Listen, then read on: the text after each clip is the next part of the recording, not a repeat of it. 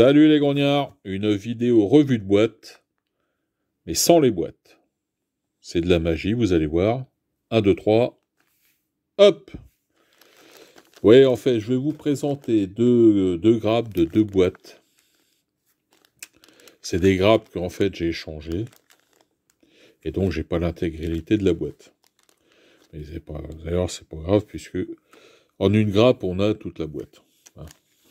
Enfin, on a une idée de toute la boîte. On n'a pas toute la boîte, on a une idée de ce qu'il y a dans la boîte. Donc, ces deux boîtes font partie d'un ensemble qu'avait fait Hatt. Ça avait commencé par la référence 8101, qui était une question de munitions. Ensuite, vous aviez la 8102, chariot de secours, la 8103, ambulance légère, la 8104, ambulance lourde, 8105, avant-train, la 8106, chariot de bagages, 8107, forge roulante et la 8108, ponton. Donc, on peut critiquer Hatt, hein, je ne suis pas le dernier à les critiquer, sur la qualité de leur plastique, sur certaines gravures de boîte, etc. Mais bon, ils ont sorti aussi du très bon. Et puis, il faut dire quand même que sans Hatt, le 1/72e napoléonien aurait pas beaucoup de références. Eux, ils ont quand même, vous voyez, sur cette série de boîtes qu'ils ont fait, vous n'avez aucun équivalent chez les autres marques. À part un chariot chez Italeri, mais c'est tout. Donc là, on va commencer par la première boîte. C'est la 81, que je me plante pas, la 8104, donc l'ambulance lourde. Donc,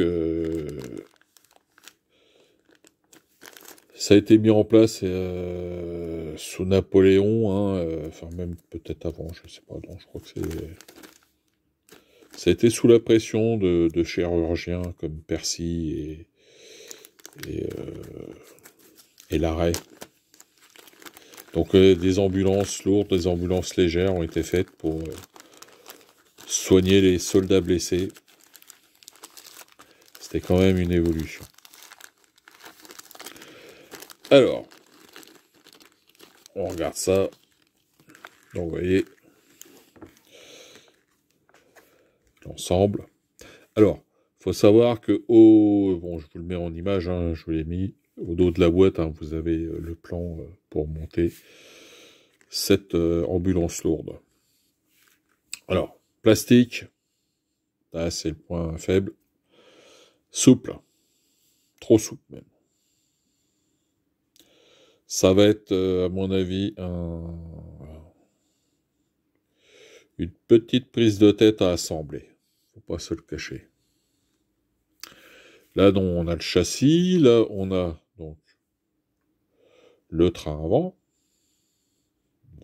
On va venir coller deux petits trous et l'attelage pour les chevaux. Là, on a l'attelage.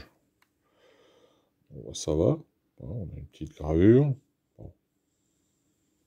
C'est correct. Alors, la toile qui recouvre l'ambulance, là, par contre, ils auraient pu faire, on va dire, des efforts quand même. Hein, parce que là, vous voyez, il n'y a pas beaucoup de détails. On voit légèrement un pli de la toile, mais c'est vraiment léger. Si vous voulez faire un truc, il va falloir faire des effets de peinture, quoi. Alors, les côtés de l'ambulance. Hop. Attendez. Voilà. Bon, ça va, hein. Bon, c'est pas non plus du fantastique, mais bon, l'intérieur, on s'en fout. On voit pas. Bon. C'est pas du fantastique, mais bon, c'est bien gravé. Donc ça, c'est l'autre côté. Là, par contre, il n'y a pas de... Il n'y a pas de porte. J'attends que mon portable fasse le point. Ça, c'est... Vous savez, c'est un truc particulier. Ouais, un coup oui, un coup non. Bon, allez, je passe. Ça y est, il m'a gonflé. Porte arrière ou porte avant, c'est les mêmes? Ah non, c'est pas les mêmes. Donc, à mon avis, là nous avons, enfin je regarde, mais à mon avis, ça c'est la porte.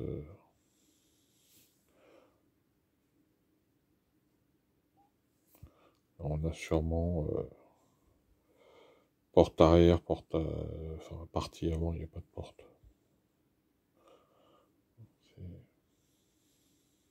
Voilà, bon, vous voyez, c'est correct. Hein. Donc, l'échelle pour monter dans l'ambulance. Les roues.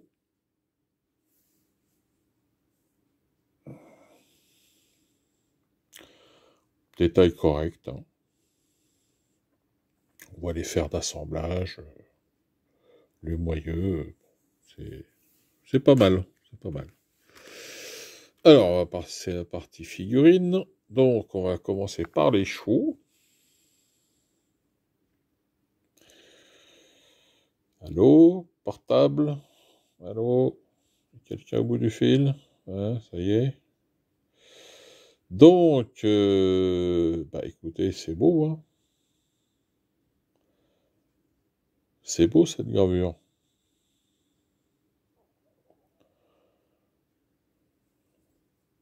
Il n'y a rien à redire.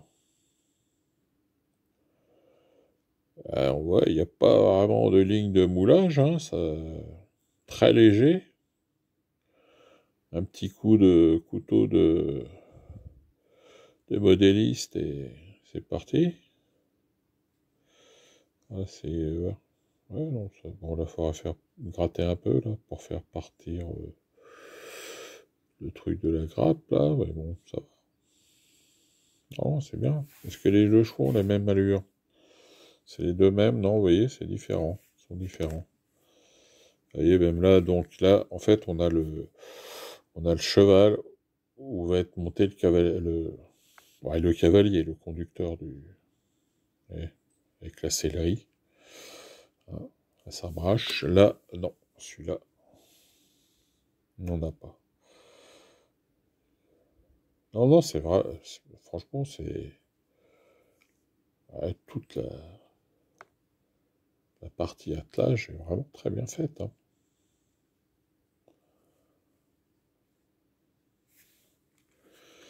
Et maintenant, donc, le conducteur.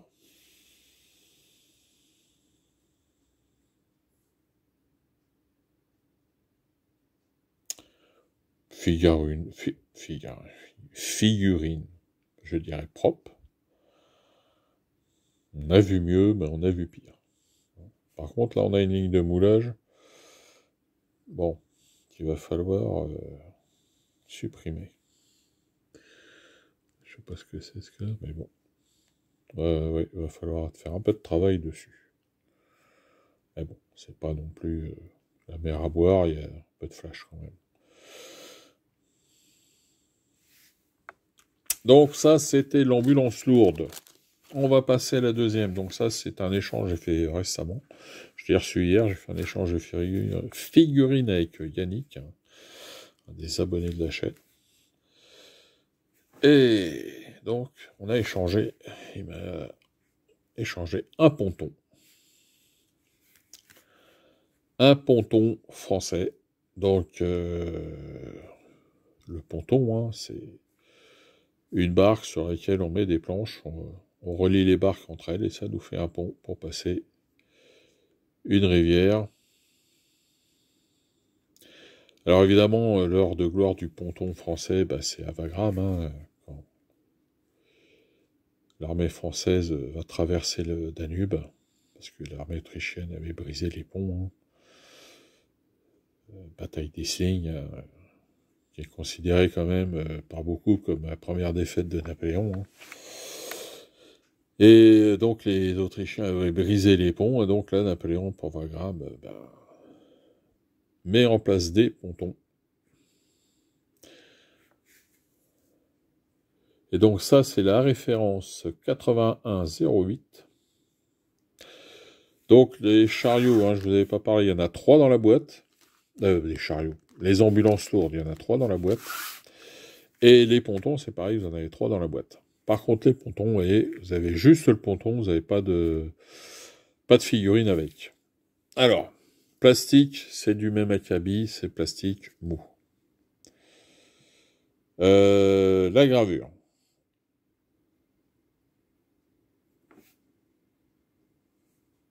On voit bien quand même le bois.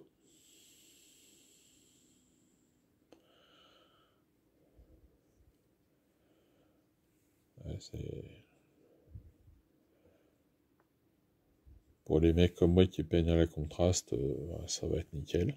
Hein. Donc ensuite, on a l'encre hein, pour amarrer la barque. On a les roues.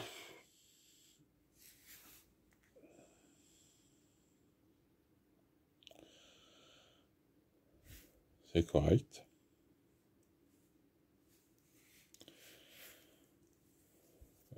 Le châssis. Et la barque.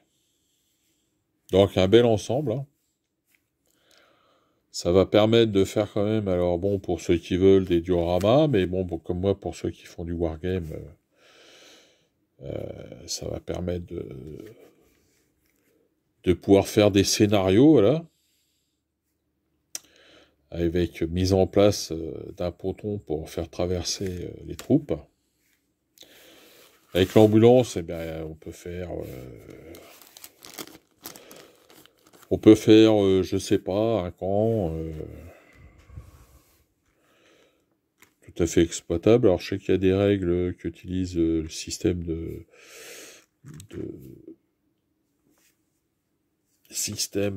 représenter une ambulance sur la table de jeu pour récupérer des troupes, par exemple. Donc, voilà. Mais enfin, c'est vraiment un bel ensemble.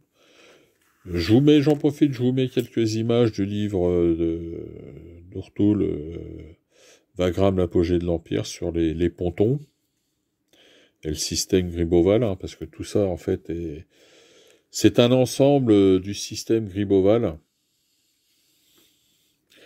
Donc le système Griboval, hein, donc c'est un noble de l'Ancien Régime, hein, sous Louis XVI. Donc il va mettre en place au sein de l'armée française, c'est des leçons tirées de la guerre de 7 ans, il va mettre en place ce qu'on pourrait appeler aujourd'hui une normalisation. C'est-à-dire que tout est... À l'époque, on n'a pas d'usine, hein, tout est fabriqué dans des ateliers, des petits ateliers aux 4 coins de la France. Donc voilà, il met en place une normalisation. Et peu importe où est fabriqué l'ambulance, surtout pour les canons, les caissons de munitions, les trains, tout ça, eh ben c'est normalisé. Donc tout ça, vous pouvez échanger des pièces de l'un sur l'autre, les roues notamment. Les roues mesurent la même taille sur que ça soit sur un caisson de munitions, sur n'importe quel châssis de canon, affût de canon. Donc ça va permettre sur le terrain d'avoir rapidement des réparations et de ne pas gêner la manœuvre. Et ce qui est vrai pour le système de canon, hein, donc est vrai aussi pour le fusil modèle 1777, qui lui aussi est normalisé. Il pouvait être fabriqué dans n'importe quel petit atelier en France. Vous pouviez prendre les pièces d'un qui a été fabriqué dans le sud sur un qui a été fabriqué dans le nord. Ça se montait. Ce qui n'existait pas avant, les Français ont vraiment inauguré dans ce milieu. Je le dis toujours, la France est un pays d'ingénieurs. Et ça date pas d'hier. Voilà les grognards. On finit là-dessus. On se retrouve bientôt pour une nouvelle vidéo. D'ici là, portez-vous bien. Bon jeu, bonne peinture à tous. Et vive l'empereur!